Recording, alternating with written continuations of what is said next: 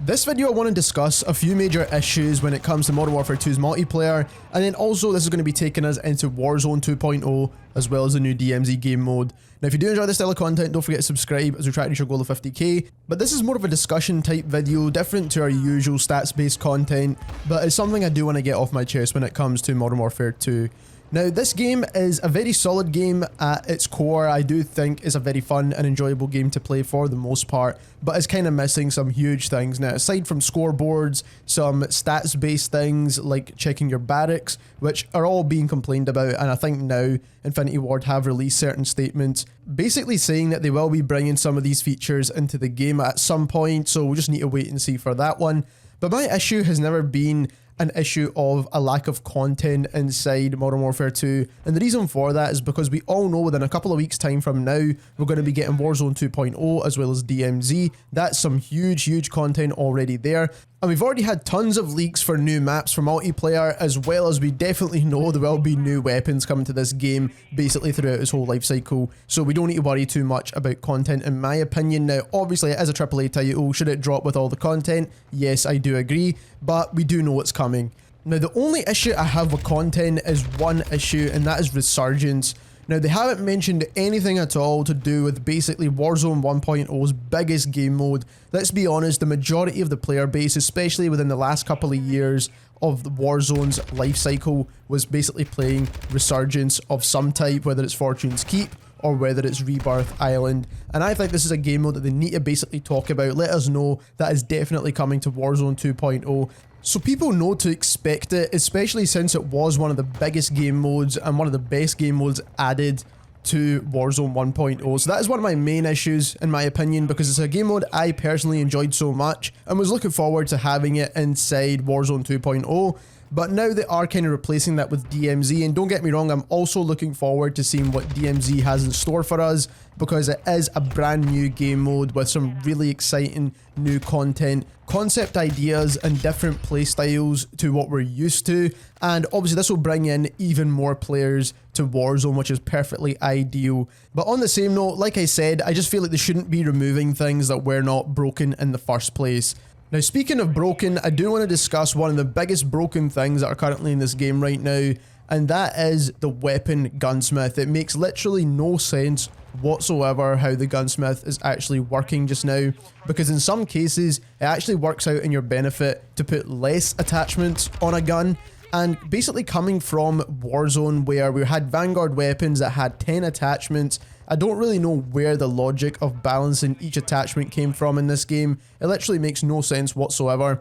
Now when it comes to attachments inside Call of Duty, I always feel like the pros that you get from the attachments you're using should always outweigh the con of the attachment. So for example, if you get basically a 20% increase to recoil control, I feel like you should only get like a 5% decrease to your aim down sight time, for example. So it always should be less of a con to use an attachment, because otherwise what is the point in using 5 attachments on your gun in the first place? And it kind of defeats the purpose of the Gunsmith system. And it seems like there's only 2 major cons in this game for pretty much every single attachment. One is ADS time and the other is recoil control. And basically you're either going to have a fast gun with no recoil control, or you're going to have a slow gun when it comes to ADS with tons of recoil control. So it's really weird the way they've balanced this, and they need to basically con other aspects of the weapon, or just make the cons in general less noticeable so that we can actually use 5 attachments on these guns. Now this brings me on to the number of attachments. Take muzzles for example, we've got basically over 20 muzzle attachments per gun in this game, and we do not need 20 muzzle attachments. We've made a video going over the stats of all the suppressors when it comes to assault rifles, SMGs and battle rifles, and basically they all do the exact same thing, so there's no real extra benefit choosing one suppressor over the other, besides the fact that one might have a quicker aim down sight time. But in general we only need 2 suppressors, one that's going to be a bit more of a mobility suppressor, so you do get the bullet velocity but you don't get any recoil control, but you do get a faster aim down sight time, similar to the way it was done in Cold War. Then I do think you get the suppressor, the one that helps a long range, so the bullet velocity, the control, but it does con your aim down sight time.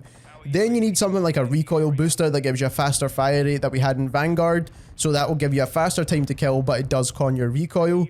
And then we need two kind of compensator attachments, one that helps an absolute ton when it comes to recoil control, more than suppressors can help with recoil, and then the other one that gives you a bit more recoil control but doesn't con your aim down sight time as much as the one that helps the most with recoil control. And that's basically all the attachments we need when it comes to muzzles. The same can be said about the barrel attachments. We only need 3 per weapon. One that's going to turn like an assault rifle into more of a hybrid assault rifle SMG for sniper support that gives you more movement speed and ADS bonuses. Then we've got one that will help you with basically max bullet velocity, and it doesn't con your aim down sight time too much, but it's still a slight con. And then one that's going to help with recoil control and give you the best possible bullet velocity. And this is the only 3 barrels we really need for any weapon, with some slight adjustments per weapon category of course, but that is the gist of how it actually should work in this game in my opinion, and that is a very straightforward way of doing it. Also, it's less attachments to balance. Also, we should get rid completely of the weapon attachment tuning. It's absolutely not necessary in this game. If they're trying to appeal to a more casual audience, then having that tuning system in there is just going to make it even more difficult to understand. It's currently not in the game at the moment, and I think the game will be perfectly fine without it. And if I'm saying this, and I pretty much make weapon stats on this channel as the main source of content, whereas we test weapons, we talk about gun setups, we do all that stuff, then the casual player is definitely not going to understand how to use the tuning system. Another quick side note before we move on, I do think they should reduce the idle sway of pretty much every gun that's not a sniper rifle in this game. The reason for that is because I think there's just way too much idle sway on guns like assault rifles, battle rifles, SMGs, but I think if they do fix the attachments in general, this could solve this problem by itself, but it's just something I wanted to point out. The final thing I want to discuss is movement mechanics in this game, and that is something I feel very strongly about, so I'm going to try and keep this as short as possible. And basically the movement in this game is non-existent, let's be perfectly honest. Now, dolphin diving is completely useless in this game. You spend too much time in the air, and not to mention, you're basically completely vulnerable. You can't fire your weapon during this time. When it comes to sliding, sliding's absolutely useless in this game. Now, I'm not saying you should make sliding like the main mechanic like it was in Modern Warfare 2019, but we need to make it so it's actually usable in this game. I'm not saying add in slide cancelling, because I don't want to be doing Mortal Kombat finishing moves to slide cancel. I don't really care about that too much, but make sure you've got a slide boost when we actually slide. So if you're trying to evade shots, if you're trying to finesse in this game, you still are able to do it, because currently there is literally no finesse whatsoever. That, in conjunction with not being able to slide and shoot at the same time, in conjunction with also the fact that they've actually nerfed jump shotting as well. So if you try to jump shot, your ADS becomes 3 times slower when you're jumping and aiming down sights. Then in conjunction with the fact that drop shotting is so slow in this game as well, and you cannot shoot whilst drop shotting on top of that, then pair that with the fact that you're going to have a slow ADS on any weapon that you build 5 attachments with, they're pretty much taking the piss out of anyone who actually likes to have decent movement in this game.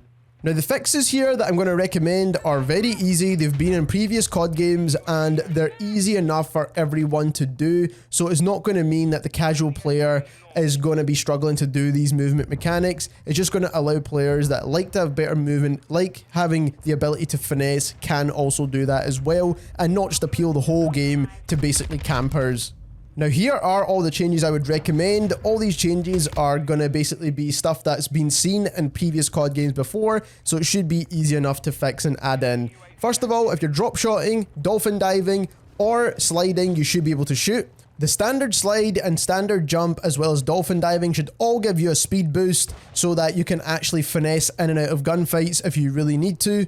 And lastly, remove the ADS penalty for jump shotting. It's pretty straightforward stuff here. Like I said, this should not break the game in any way. Also, I don't think this is going to change the skill gap of the game, which, let's be honest, right now is non-existent.